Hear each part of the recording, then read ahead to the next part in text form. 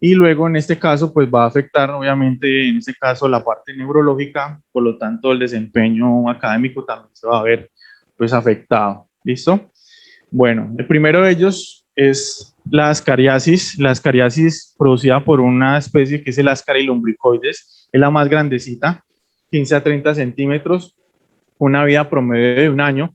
Como les dije, aparece en el intestino, llega a través de la infección de estos huevos por deposiciones que se dan entonces en malos lugares o personas que tienen contaminadas las manitos o alimentos que están contaminados, ahí aparecen estos huevitos y aparece entonces en este tipo de eclosión en el intestino delgado donde ese ascaris, entonces pueden hacer entonces incluso como son larvas todavía pequeñitas, migración por vía hematógena y terminar entonces en pulmón, y en pulmón se produce un fenómeno que se llama síndrome de Loeffler, ¿ya? Loeffler con doble F. Ese síndrome es una neumonía eosinofílica. O sea, cuando usted es eosinofílica, ¿ya? O sea que recuerden ustedes que el sistema inmune para ellas es reconocimiento de tipo TH1 o TH2. TH2, correcto. Y en este caso se produce también aumento de los eosinófilos, por eso es que se conoce como neumonía eosinofílica. ¿Qué viene con ella? La tos, la disnea y el infiltrado pulmonar, pero principalmente por eosinófilos, perdón, ¿ya? Entonces ahí tenemos otros, aparte de Ascarilumbricoides, como Strongyloides stercoralis, Ancylostoma duodenale o Necator americanos, que también llegan en el proceso de migración, porque lo que hacen es una vuelta súper rara. Llegan a veces al intestino, pues principalmente el Ascaris, ¿no? Llegan al intestino, las larvitas terminan entonces para el pulmón y luego entonces termina entonces saliendo al esófago, por otra vez entonces ya en estado adulto empezar a reproducirse en el intestino, ¿ya? Las otras, por ejemplo, normalmente vienen por vía sanguínea, por ya les mencioné el Strongyloides stercoralis, que termina entonces provocando una infección en el pie y termina entonces migrando y luego pasa a intestino. O sea, aquí tenemos la hembra. Mire que la hembra es mucho más grande que el macho. Vemos que en este caso también la diferencia, como le dije, de dimorfismo sexual. Las hembras tienen los ovarios, los úteros, la vulva. En cambio, el macho tiene entonces los testículos, tiene entonces el conducto espermático y tiene aquí la espícula copulatoria que la introduce acá y permite entonces la copulación, ¿vale? Bien el tamaño, la hembra, y acá tenemos el macho, ¿vale? Y aquí tenemos entonces la cabecita que tiene 3 labios. Aquí se ve nuevamente la hembra, aquí se ve el macho. Yo les dije que otra forma de reconocer el macho es que este tipo de nematodos tienden a enroscar la colita, ¿vale? Aquí vemos entonces la boca con los 3 labios y aquí justamente sacaron la película que ustedes ahorita están viendo en cine, que no sé si ya la vieron. Están dando actualmente una película en cine. No hubo una película donde aparece un gusano gigante en el desierto.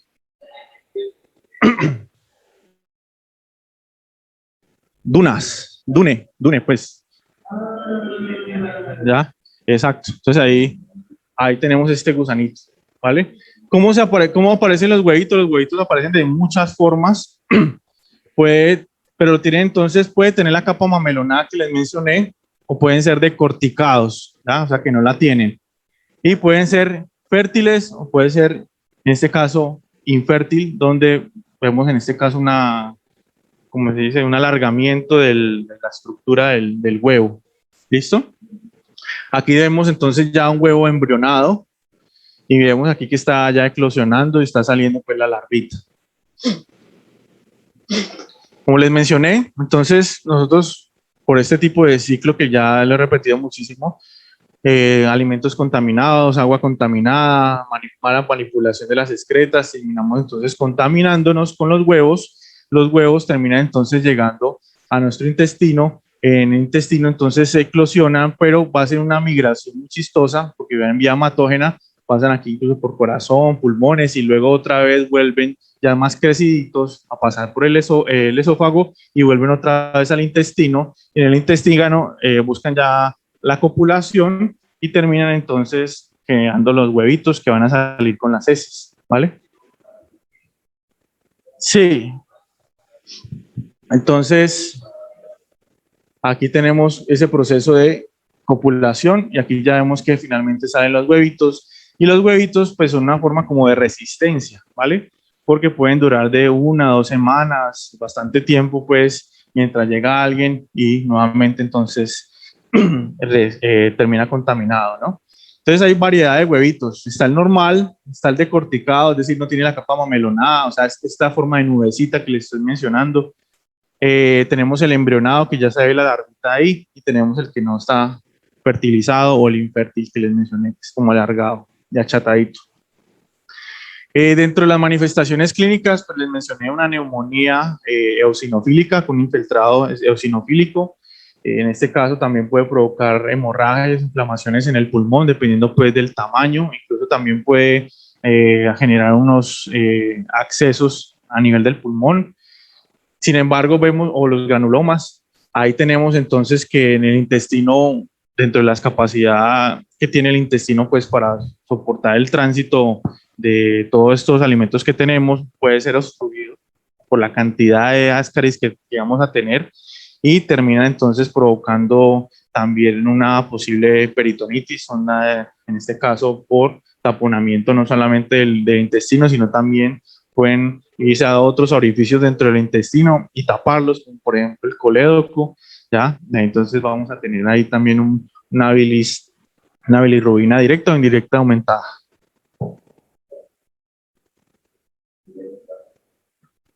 Bilirrubina directa o indirecta aumentada, si tapamos el colédoco.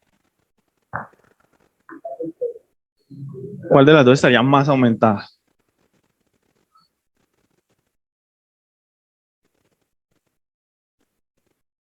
La indirecta, ¿vale? Ve la directa, perdón, la directa porque ya está conjugada, ¿no? Esa es la que sale por el colédoco.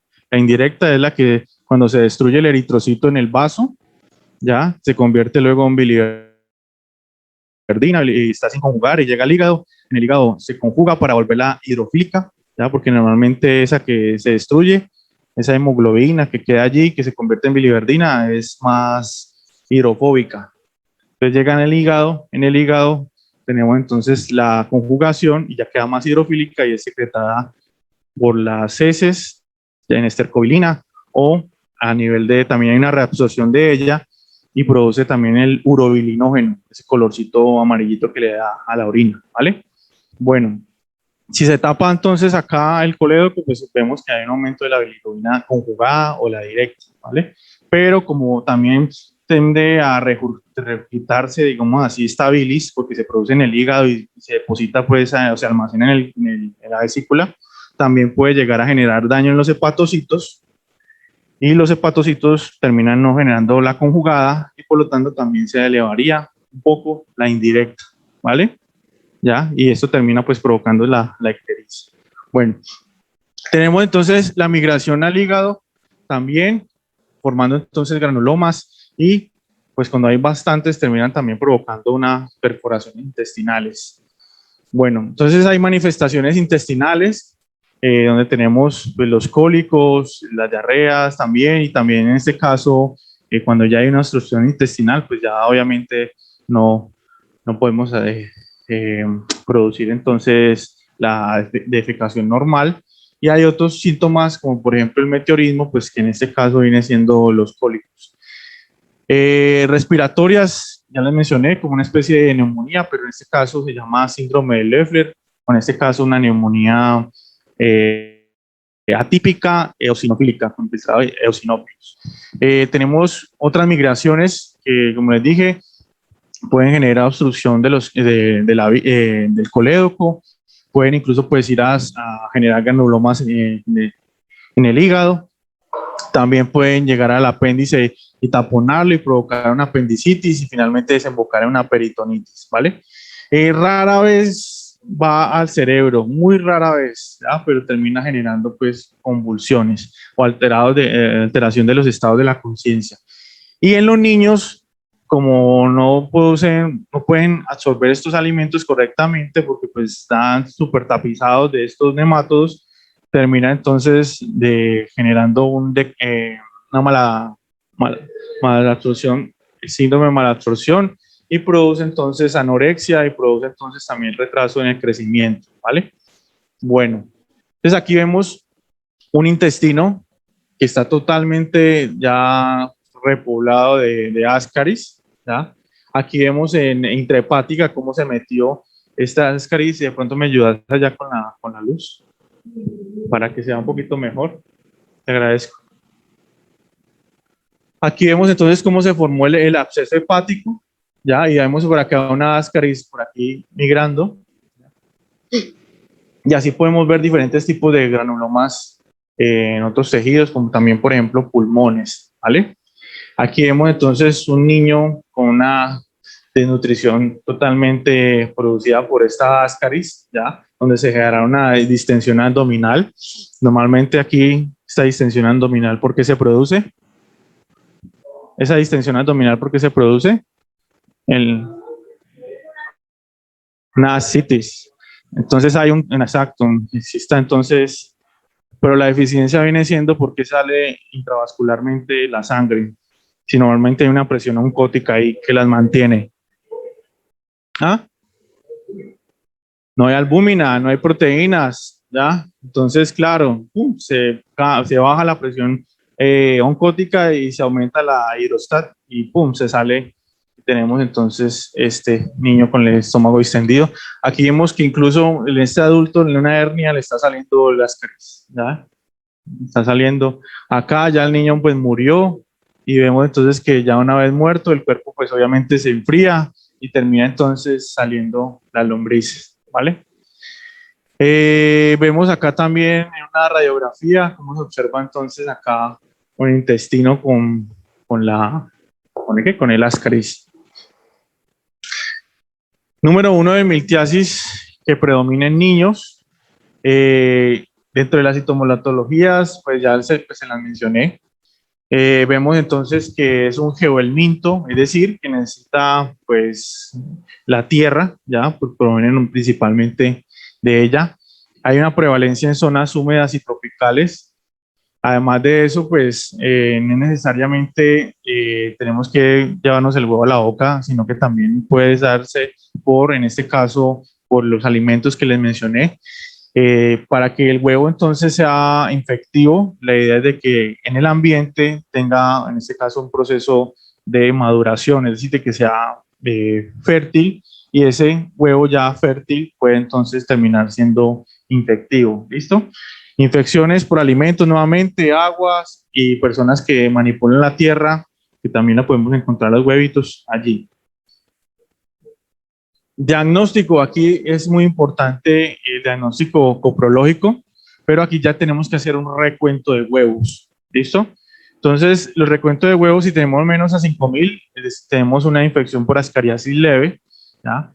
Si es mediana, entre 5.000 a 50.000 huevos, y si ya es intensa, pues mayor a 50.000 huevos. ¿Listo? No, nosotros no. No, eso automático, sí. Sí, nosotros hacemos una estimación por cuadrantes, una estimación, ¿vale? Encontramos 5 huevos, entonces si tenemos 10 campos, hacemos ahí la multiplicación y ya, listo. Entonces, por estimación, ¿vale? No se preocupen que igual no les va a tocar. Otra cosa, otro tipo de diagnóstico que podemos utilizar, la sigmoidoscopía, la radiología, como ya la vimos en una imagen. También los hemogramas nos va a salir entonces con eosinofilia, eso es muy, muy característico, y en cuadros más avanzados podemos tener anemia microcítica hipocrómica, ¿vale? Entonces, por ejemplo, ustedes van a mandar el hemograma y les va a salir pues obviamente parámetros donde están los eritrocitos disminuidos, otro parámetro que se llama el BCM, no sé si lo han visto en práctica. BCM, volumen corpuscular medio, ¿ya? Para mirar el tamaño, y normalmente es de 80 a 100 femtolitros. Está la concentración de hemoglobina corpuscular media, el HCM o CHCM, ¿ya? Que también ustedes lo van a ver. Y también obviamente en el extendido, que eso es lo que vamos a hacer la práctica que viene, vamos a mirar cómo está la distribución y vamos a hacer el conteo de los eosinófilos, ¿vale? Están normalmente más aumentados. Lo normal es de 1 al 3% de los eosinófilos. Si es mayor a 3, tenemos eosinofilia. Aquí ya trabajamos con unos tipos de antiparasitarios diferentes. Ya no utilizamos este metronidazol, sino que utilizamos principalmente benzimidazoles, ¿vale? Sí, por cierto, la próxima clase ya les traigo la de los antiparasitarios para que veamos entonces cuáles son. ¿Listo? Bueno, albendazol, mebendazol, flubendazol, pamoato de pirantel es, mejor dicho, característico que se le manda para escariasis, la ivermectina también, y la piperacina, pues cuando ya hay obstrucción intestinal, ¿ya? Pero principalmente tenemos el pamoato de pirantel y el albendazol. Dosis única. Entonces aquí alguien que me ayude con la lectura de este cuadro, ¿vale? No, profe, no leo. ¿No tienes gafas? Yo tampoco. Bueno. Eso pues. Yo leo acá. No. Yo leo desde acá que nosotros sí lo vemos muy bien. Paciente masculino de 6 años de edad, procedente del municipio de Caldono, Cauca, con cuadro clínico de 3 días de evolución de dolor abdominal intenso, tipo cólico, sobre hipocondrio derecho, asociado a acolia y coluria, además de astenia, adinamia, hiporexia e ictericia, sin alzas térmicas asociadas, remiten desde centro de nivel 1 con los siguientes paraclínicos: hemoglobina 12.4 miligramos sobre decilitro, hematocrito al 36.9%, conteo de leucocitos en 12.400 células por milímetro cúbico, neutrófilos al 87%, plaquetas 328.000 células por milímetro cúbico y bilirrubina total de 1.98 miligramos sobre decilitro. Bilirrubina directa, bilirrubina indirecta, bueno, you get the idea. Antecedente de consumo de agua no potable. Al examen físico se encontró con los siguientes signos vitales: presión arterial de 118 sobre 78, frecuencia cardíaca de 113, frecuencia respiratoria de 23, temperatura de 36 grados, saturación de oxígeno al 97% y datos antropométricos: peso de 24 kilos, talla 125 centímetros, índice de masa corporal, no lo dice. No, el resto del examen físico mostraba un paciente álgido con ictericia generalizada en piel y mucosas, con dolor a la palpación en hipocondrio derecho. Se solicitó una ecografía abdominal y asquia, en la cual apareció ascaris lumbricoides en colédoco con neumobilia y signos indirectos de colangitis derecha. Se inició manejo antiparasitario, se solicitó ecografía de control, la cual mostraba el parásito en vías intra y extrahepáticas. La colangiopancreatografía retrógrada endoscópica reportó una papila con un parásito vivo, una vía biliar intra y extrahepática con múltiples parásitos vivos que se extrajeron sin complicaciones aparentes. Su evolución clínica fue favorable posterior al manejo instaurado. Sí, el gusanito está fuera del intestino. ¿Perdón?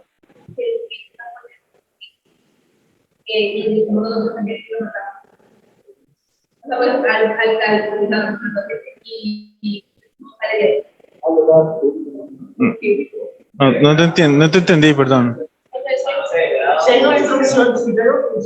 Sí, ya entonces ya. Ah, ya. No, sí, ahí debe estar también. Ajá, sí, porque es que hay demasiadas.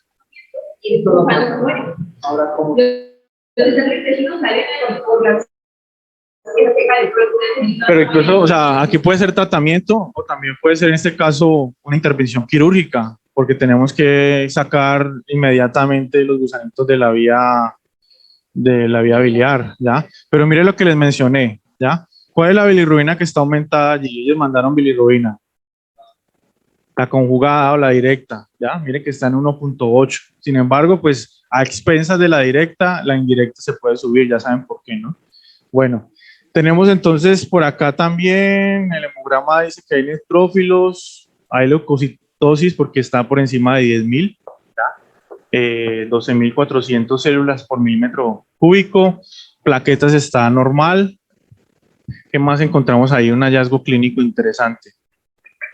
No sé, ustedes son los que manejan lo del IMC, ¿cómo está un niño de 6 años con 24 kilos y 125 centímetros? Desnutrido, listo. Y ya saben entonces a qué se debe la ictericia, ya ahí se las mencioné. Exacto. Y bueno, del colédoco. También el conjunto, ¿cómo se llama? El agujero de Oddi, el esfínter de Oddi. ¿Sí? ¿El qué? El de Quirson. Ah, ve, yo me acordaba de ese nombre. Wilson. Bueno. Aquí tenemos otro caso clínico. Aquí vemos entonces una paciente también del Cauca de 3 años. Vemos que tiene, mire, el dolor abdominal, cólico, tiene entonces periodos de exacerbación cortos. Se remite al centro de nivel 1. Examen físico encontraba los siguientes signos. Una presión arterial, ¿cómo está? 96/71. Está bajita. ¿Ya por qué podría estar bajita? Vamos a mirar por qué. Vamos a mirar. Frecuencia cardíaca aumentada a 123. ¿Por qué está aumentada ahí? ¿A expensas de qué? ¿De la fiebre? Para compensar. Exacto. Muy bien. Temperatura 36 grados centígrados. Está pues por la misma bajada de la presión. La saturación también está bajita. 94, taquinéica, sí, correcto. Taptos antropométricos, peso 13 kilogramos, talla 95, 13 kilogramos y tiene 3 años. Índice de masa corporal 14 kilogramos por metro cuadrado, ¿cómo está? No sé, ustedes me dicen. Valoración nutricional, OMS, TE, ¿ustedes qué es eso que TE? Entre 0 y -1. 99. Más bien de que me van a ayudar con eso. El resto de examen físico mostraba un paciente irritable, álgida, con mucosas pálidas y secas. Tinte ictérico generalizado, abdomen distendido, doloroso a la palpación, con masa a nivel del marco cólico, sin signos de irritación peritoneal.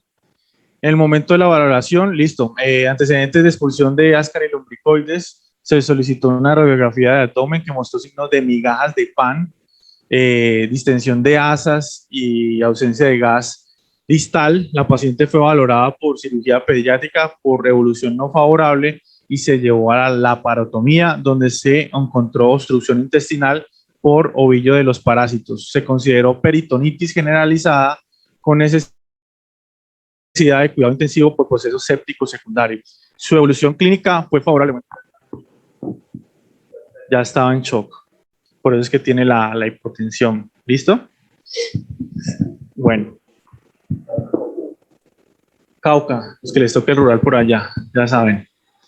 Bueno, entonces aquí pasamos al trichuris trichura. Otra vez aquí la diferencia viene siendo, ¿cuál es el macho y cuál es la hembra? Bueno, aquí solo hay uno. Ahí dice que es el macho, muy bien. ¿Cuál es la parte anterior y cuál es la parte posterior? ¿Delgada o la gruesa? La posterior y la gruesa, muy bien. Entonces esta partecita de acá, delgadita, es la que le permite anclarse al el intestino, ¿vale? Al colon, principalmente. Bueno, y aquí tenemos, mire cómo le sale la espigulita aquí, un micro aparatico que aparece aquí para permitir entonces la fecundación a la hembra, ¿vale? Aquí tenemos entonces el huevo fértil. Aquí tenemos ya con el huevo larvado, porque ya pues presentamos pues la larva. Y miren que como les dije, la forma de un balón de fútbol americano para que ustedes lo recuerden. ¿Listo? Es más chiquitico que el anterior. Este tiene apenas de 3 a 5 centímetros de largo. También es un geohelminto, es decir, que cuando llega entonces el huevo a la tierra, entonces permite ese proceso de maduración y además de eso, la forma de huevo también es una forma de resistencia al ambiente. Frecuentes también en trópicos. Aquí ya la diferencia es que habita es el intestino grueso. Los estados infectivos, nuevamente los huevos embrionados, y de 2 a 3 meses de maduración se produce también en el intestino grueso para luego ser expulsados. Entonces aquí vemos nuevamente la hembra que es más grande, esta es la región anterior, esta es la región posterior, aquí es donde tenemos el ano, aquí tenemos entonces igual el macho, pero aquí vemos la espícula que está aquí y vemos entonces como la región posterior está encorvada. El huevito, y aquí vemos nuevamente la cloaca o el ano, esa parte, y aquí tenemos entonces en la hembra la vagina, la vulva, en los oviductos, donde se van a, pues una vez fértil ahí los ovarios, se va a llenar de huevitos esto. Y aquí tenemos pues también el testis y el conducto deferente y eyaculador. Bueno, nuevamente se repite lo mismo, alimentos contaminados, agua contaminada, mala disposición de excretas, terminamos comiéndonos el huevo que está en este caso embrionado. Aquí vemos que el huevo embrionado dura de 3 a 5 semanas para embrionarse, por eso es un geohelminto. Termina entonces llegando a nuestra boca, eclosiona entonces en el intestino grueso y allí entonces se produce ya la maduración de esta larva y finalmente tenemos los adultos que hacen su reproducción sexual para seguir arrojando más huevitos. Bueno, entonces dentro de las manifestaciones clínicas, en este caso también viene con diarrea, es una diarrea crónica con náuseas o vómitos que puede complicarse, incluso llegar acá a provocar entonces un prolapso rectal. ¿Listo? Vemos que también en este caso puede generar una colitis ulcerativa, también es el caso, también puede en este caso secuestrar eritrocitos y robarle entonces el hierro y provocar entonces una anemia por deficiencia de hierro. Ya tenemos pues 2 tipos de patógenos que causan esto. También puede provocar esa disentería, ya por el daño que les mencioné, y junto pues al prolapso rectal. Y pues todo esto también lleva a que como no hay buen consumo de alimentos en los niños, pues también lleva a la disminución del tamaño y también al retraso del crecimiento y cognitivo. Es cosmopolita, nuevamente, aquí hablamos de las regiones tropicales, donde los encontramos frecuentemente, ya que pues estas regiones tienen unos suelos que son más, digamos, los más aptos para, en este caso, sea más fácil de obtenerse pues, los huevos. No, si fueran un suelo árido, pues entonces sería más difícil de que pudieran hacer ellos su ciclo. Y normalmente el geohelminto, en este caso, se desarrolla en el ambiente entre 2 a 4 semanas para que pueda ser infectante, para que se desarrolle este huevo con larva. En el diagnóstico podemos encontrar entonces dentro del coprológico, en el fresco, los huevitos. Encontramos ya sean los huevos que están fértiles, los que están embrionados no son encontrarlos allí, no es normal porque pues ya les mencioné que necesitan la tierra para tenerlos así embrionados. También vamos a hacer el hemograma, donde vamos a encontrar el aumento de eosinófilos y vamos a tener también anemia microcítica hipocrómica. O sea que ustedes siempre se van a apoyar del coprológico y en este caso del hemograma, por eso es muy importante, ¿vale? Tratamiento otra vez, el benzimidazol, el mebendazol, albendazol, también, el otro también es el oxantel, o también se puede trabajar también con ivermectina. Estos se van a repetir durante todo estos nematodos, ¿vale? Aquí tenemos un caso clínico de una paciente de 8 años procedente de Lloro.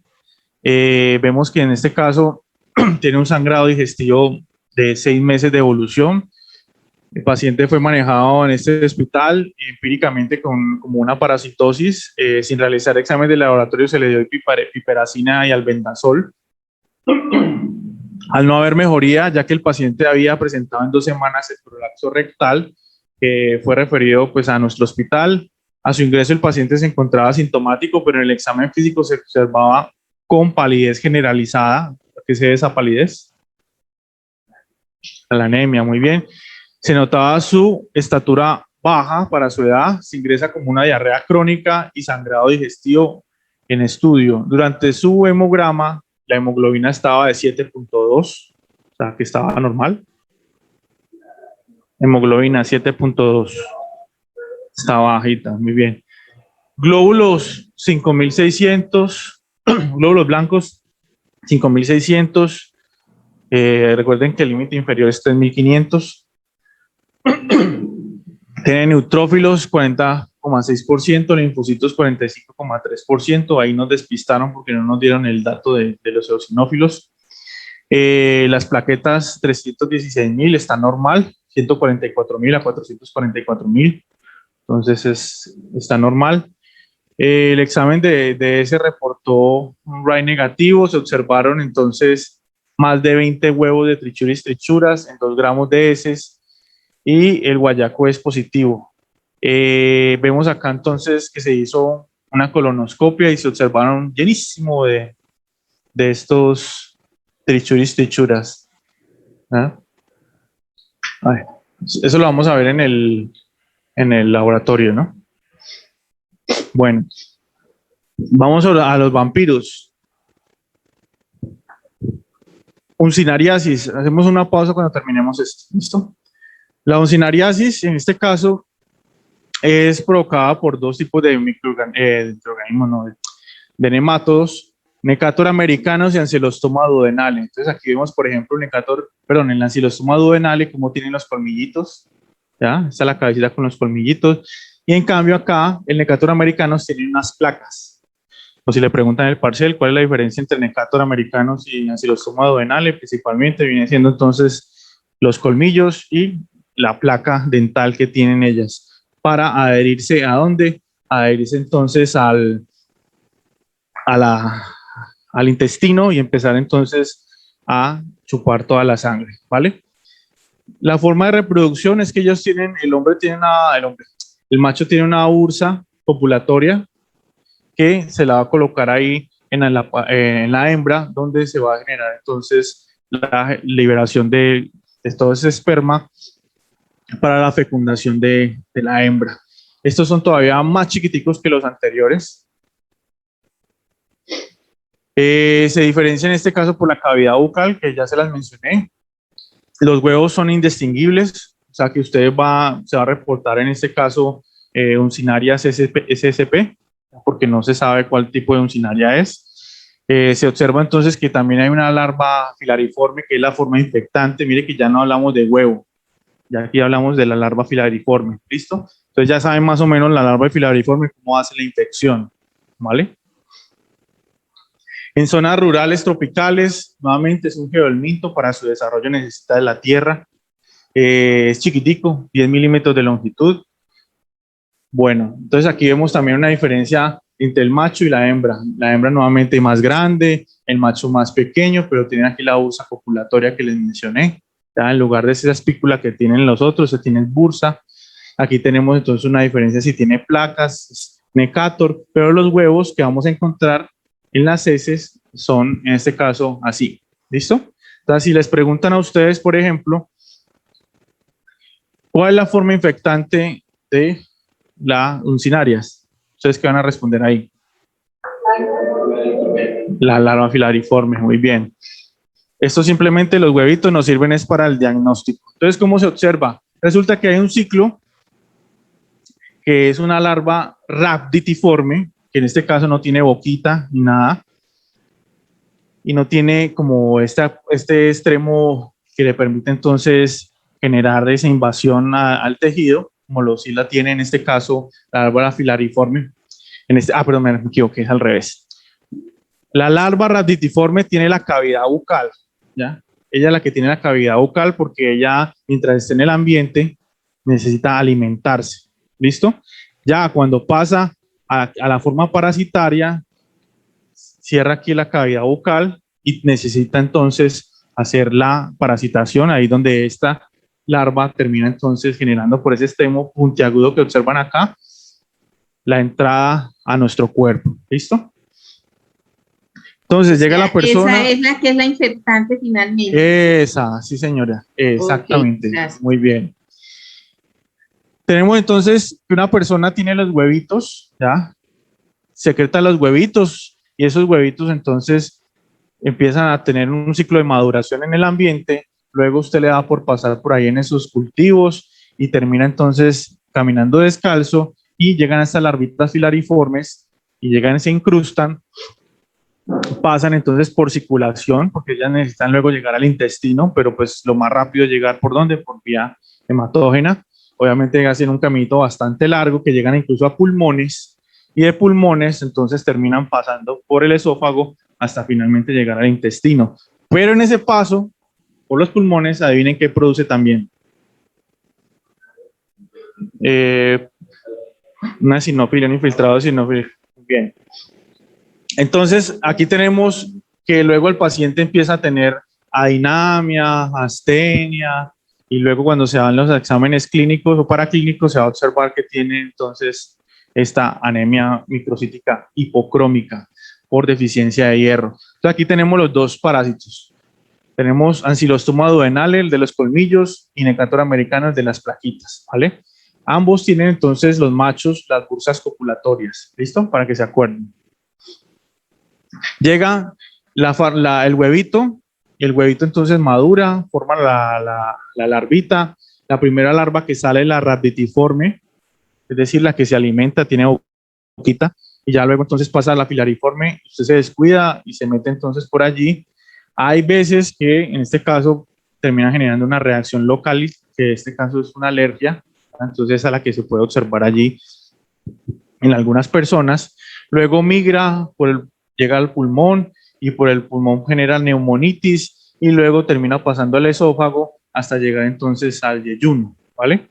Y luego pues ahí llega el macho y la hembra después de mucho tiempo de alimentarse y termina entonces generando más huevitos y estos son los que van a caer y otra vez se repite el ciclo. Entonces, como pueden observar, los huevitos son los que nos van a servir para el diagnóstico coprológico. Bueno, entonces aquí vemos unas manifestaciones cutáneas que son las que nombrábamos. Aquí vemos una reacción alérgica, una hipersensibilidad. Aquí vemos que incluso puede llegar a formar en estas unas pústulas por donde entra. También puede ser la forma pulmonar que ya las mencionamos, ¿ya? El síndrome de Leffler que les mencioné. Hemorragias también pueden llegar a causar. Hay también una manifestación intestinal, dolor epigástrico, náuseas y diarrea.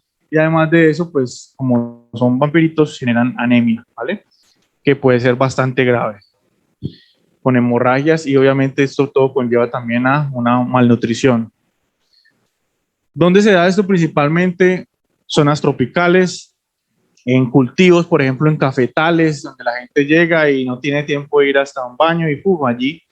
Entonces, la gente que anda con los pies descalzos, pues aumenta más el riesgo de contraerlas, ¿vale? Aquí observamos entonces un montón de estas uncinarias, súper chiquiticas. Y el diagnóstico nuevamente viene siendo el coprológico. Hacemos entonces, en este caso, conteo de los huevitos y decimos si la infección es leve, si es mediana, si es intensa, pero también nos ayudamos del hemograma por eosinofilia y aquí ya está marcada pues la anemia, ¿vale? Y las características clínicas, ustedes ya saben que adinamia, astenia, bueno. Y también se puede utilizar para, en este caso, que los huevitos puedan flotar y hacer un conteo mejor. Se utiliza esta técnica de flotar. También puede hacerse el diagnóstico molecular y también cultivo, pero estos dos los dejamos más que todo para el área de investigación, ¿vale? Tratamiento otra vez se repite, benzimidazol, el mendazol, ivermectina, famato de pirantel. Ya para la anemia ustedes da, en este caso, pues las sales de hierro por vía oral y para la nutrición pues complementa pues con vitaminas y proteínas, ¿vale? Terminamos este caso clínico, entonces nos vamos a la pausa. Otra vez en el Cauca. Paciente de 20 años, agricultor de resguardo indígena del Cauca. ¿Alguien del Cauca acá? ¿Sí hay alguien del Cauca allá? Sí, profe. Ah, bueno. Entonces, vamos a ver que en febrero del 2017 fue evaluado el Centro de Salud Municipal por presentar picos febriles, intermitentes no cuantificados, sensación de debilidad, fatiga y diaforesis. En el examen físico se encontró en condiciones generales regulares, con marcada palidez cutánea mucosa y con fiebre de 38,5. En sus exámenes analíticos se vio una anemia severa, una hemoglobina de 3,6, normal en un hombre es de 14 a 17 miligramos por decilitro, está en 3,6, o sea que ya usted... Imagínese. Entonces pensaron, le hicieron una gota gruesa porque pensaron que era malaria, ¿vale? Gota gruesa para paludismo que salió también positiva, falciparon con 1520 formas asexuadas, o sea que ahí tenemos entonces una hemólisis. Por esta razón se le inició tratamiento con Artemeter. Bueno, esto no interesa, fue remitido a nuestro centro, donde se le realizan estudios adicionales de ferrocinética, hemólisis y otras infecciones. Además, se repitió la gota gruesa, donde se demostró disminución importante de la parasitemia.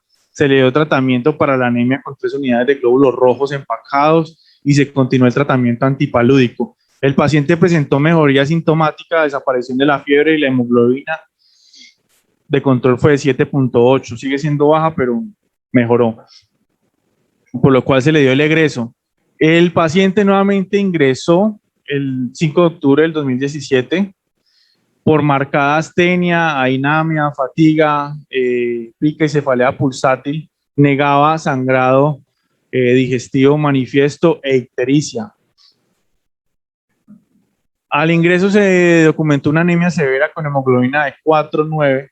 Por esta razón requirió nuevamente transfusión. Por la historia de anemia ferropénica vista en la hospitalización, se decidió hacer estudios endoscópicos. En la endoscopía digestiva superior hubo la evidencia de cambios inflamatorios y erosiones en el duodeno. Además, se identificó parásito móvil a ese nivel. Asimismo, en la colonoscopia se identificaron al menos 15 vermes alargados de color blanquecino, móviles en el colon derecho y ciego. Se recomendó entonces pamato de pirantel y para sus familiares también. ¿Listo? Bueno, ahí vemos una primera instancia, tenemos una infección por malaria y ya en la segunda vemos entonces cómo también puede disminuir bastante la hemoglobina por este tipo de parásitos, ¿vale?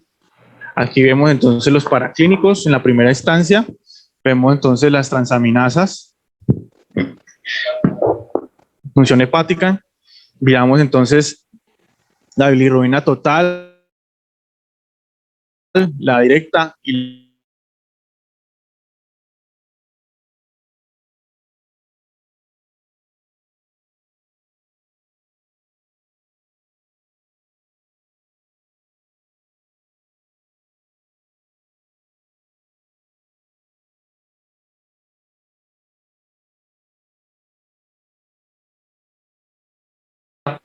leucocitos estaban normales en 1200, están aumentados los eosinófilos, mírenlos acá. Desde acá ya tenía entonces, aquí ya le estaba indicando que en la primera infección también era una coinfección con uncinarias, ¿vale? Bueno, listo, hagamos la pausa entonces de 10 minuticos.